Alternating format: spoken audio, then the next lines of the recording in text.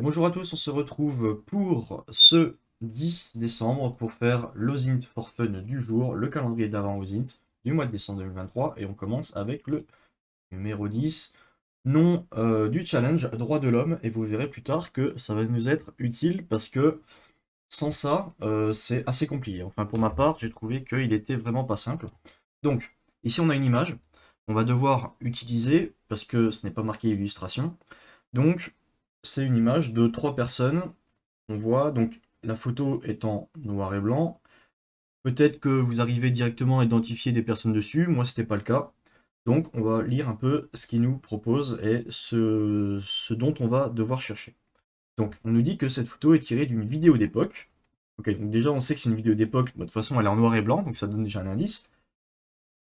Dans laquelle le commentateur, donc on sait qu'il y a une voix off derrière qui commente. Ça peut nous donner également un gros indice qui indique que ces trois hommes en veste noire ont reçu les remerciements des différents délégués pour l'accueil à Paris. Donc ça c'est intéressant. Donc apparemment ces hommes ils ont reçu des remerciements, d'accord, des différents délégués, délégués de quoi on ne sait pas encore, pour l'accueil à Paris. Donc on sait que ça se passe à Paris et qu'apparemment ils ont reçu des remerciements parce que, alors les différents délégués, très certainement qu'il y a eu une grosse réunion, quelque chose comme ça, avec d'autres participants d'autres pays qui ont dû venir, qui ont été bien accueillis et du coup on les a remerciés. Donc de gauche à droite, il faut donner le prénom de ces trois hommes. Donc d'abord celui-ci, ensuite celui du milieu et celui à droite. Et ensuite on nous dit que quelques secondes plus tard dans la vidéo, le commentateur, il évoque la fameuse phrase, pardon, la tâche de l'ONU qui risque d'être encore quelque chose est quelque chose. Et du coup, il faut trouver ces deux mots manquants. Et voici un exemple de réponse qu'il faut donner. Donc, première chose à faire, comme on le fait à chaque fois, clic droit sur l'image avec la petite, comment ça s'appelle, là l'extension Reverse Image Search qui nous permet de chercher sur différents moteurs de recherche les plus connus.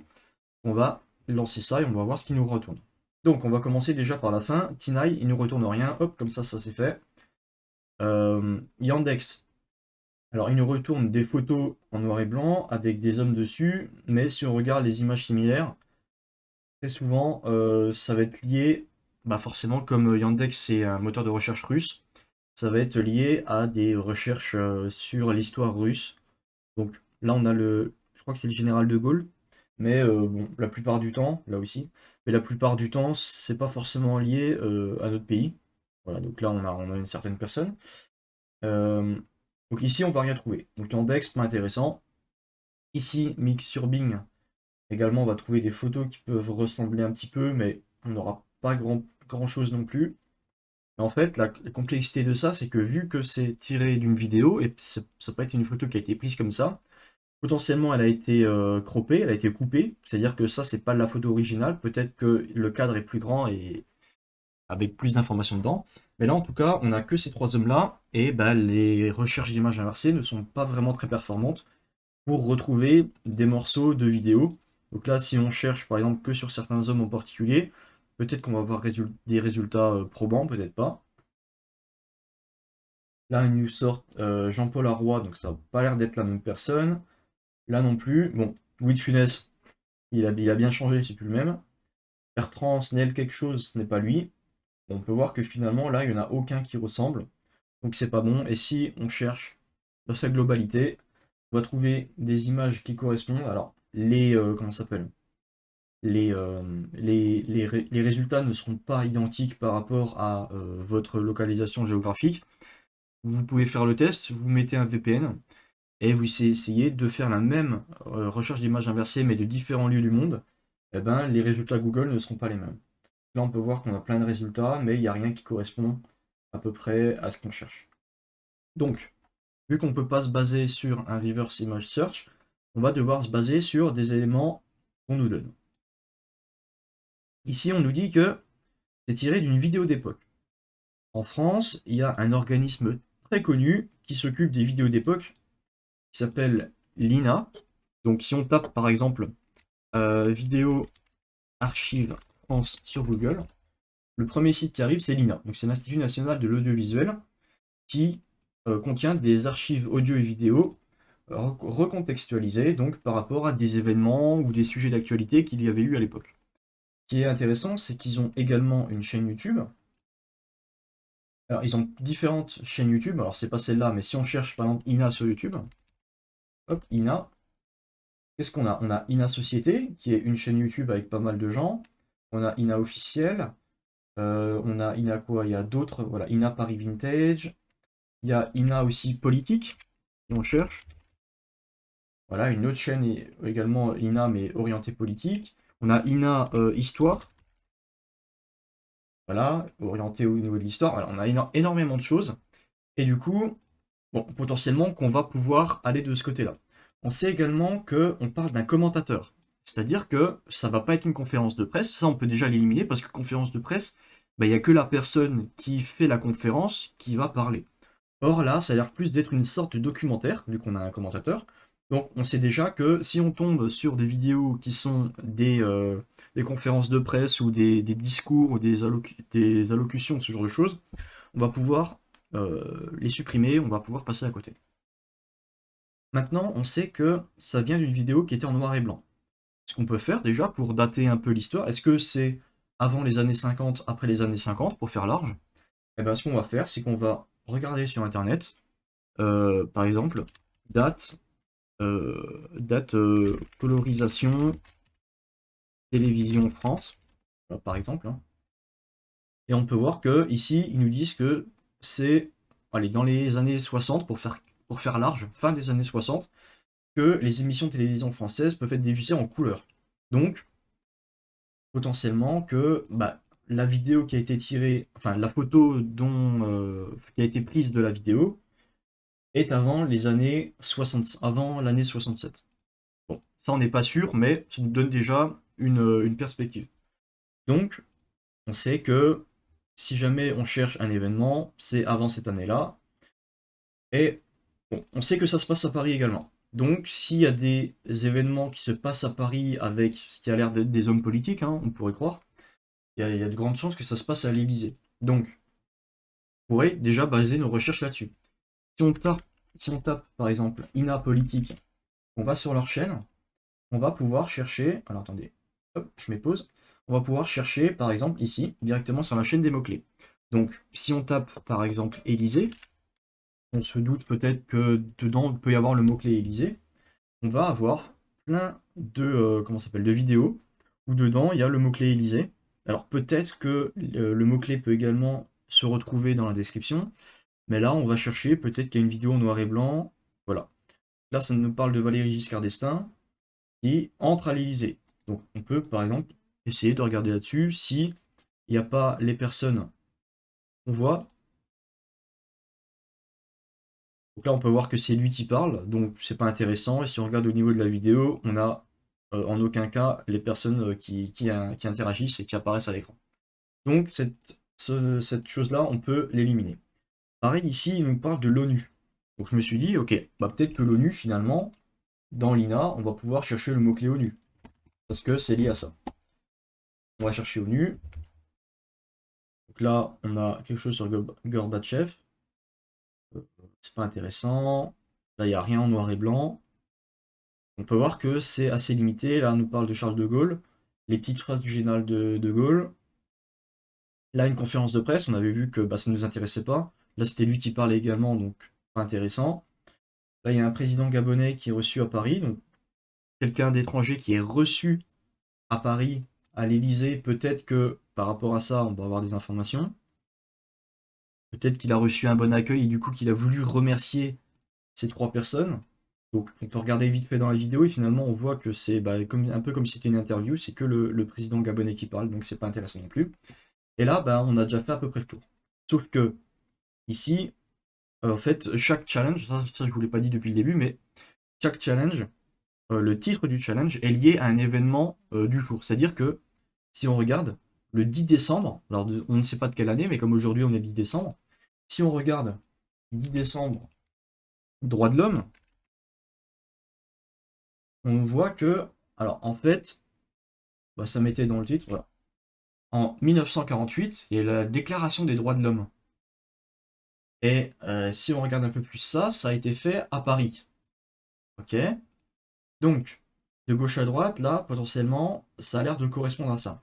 Donc si on cherche, maintenant qu'on a les informations, si on cherche au niveau de l'INA, INA, déclaration droit de l'homme, des droits de l'homme, alors homme avec un sans S, voilà. Si on va voir sur YouTube, alors on pourrait même directement chercher sur YouTube, ce serait plus simple. Ici, on va avoir différentes vidéos. Donc on a par exemple celle-là, où ça a l'air d'être un commentateur. Donc là, il y a un commentateur qui parle, donc ça peut être intéressant. Sauf que ici, en fait, il nous raconte l'histoire des droits de l'homme, comment on est arrivé jusque-là. Donc c'est pas, on retrouve pas ce qu'on cherche, donc c'est intéressant, hein, mais c'est pas ce qu'on cherche au niveau de la description. Ici, on a une vidéo des droits de l'homme, création universelle des droits de l'homme à Paris, archives. Là, droits de l'homme, 50 ans après, ça ne nous intéresse pas. Ici, ça peut être intéressant également. Donc voilà, on va voir. Alors attendez, je vais mettre le son pour que vous l'entendiez. Donc là, on coupe. On peut regarder déjà s'il se passe des choses. Donc ici, c'est pas intéressant.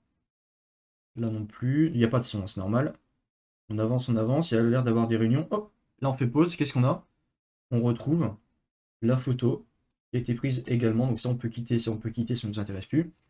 On trouve la photo qui a été prise au début. Alors pas tout à fait parce que lui, il tourne la tête, mais voilà. Je vais mettre en grand, ce sera plus simple comme ça. Hop. On peut voir que c'est également pris là.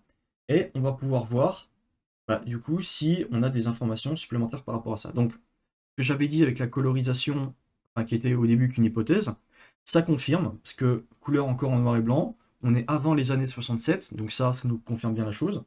Déclaration universelle des droits de l'homme à Paris, ça correspond avec le titre du challenge, également avec le fait qu'il y a eu de l'accueil de personnes à Paris, et que ces 3 hommes ont été remerciés. Donc, pour savoir qui sont ces 3 hommes, ce qu'on va faire, c'est simplement aller ici, remettre, comment ça s'appelle?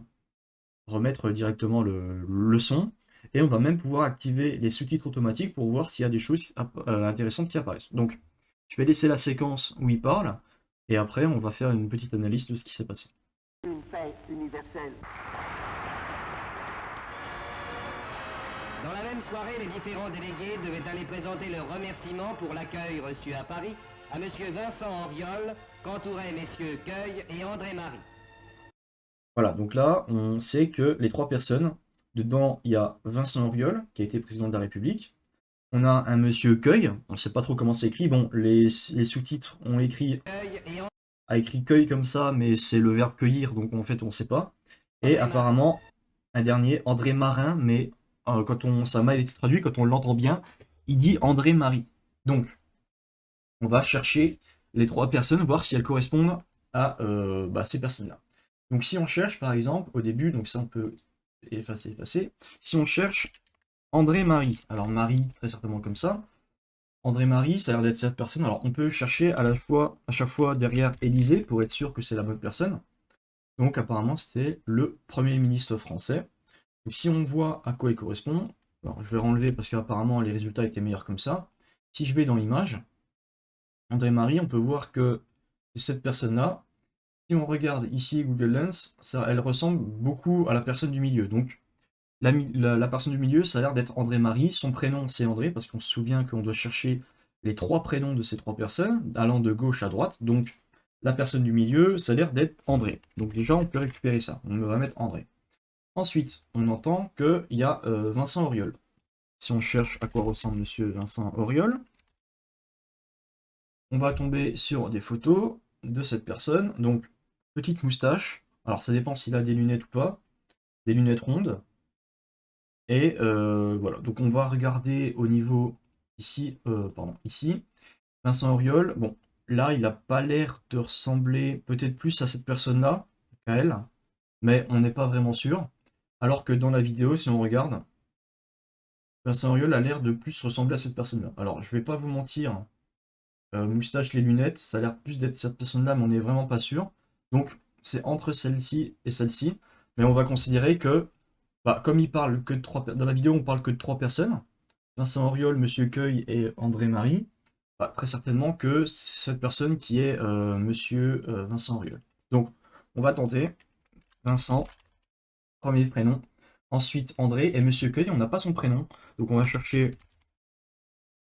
On va mettre dans le même résultat, enfin la même écriture, la même orthographe qu'il nous donne, et on va bien voir, pardon, si, alors Cueil avec un U, Monsieur Cueil Élysée, de toute façon ça va nous changer si jamais c'est pas bon. Et là on voit qu'il y a un certain Henri Cueil. Alors Henri Cueil, ça s'écrit pas du tout comme ça, Cueil c'est QU au lieu de C.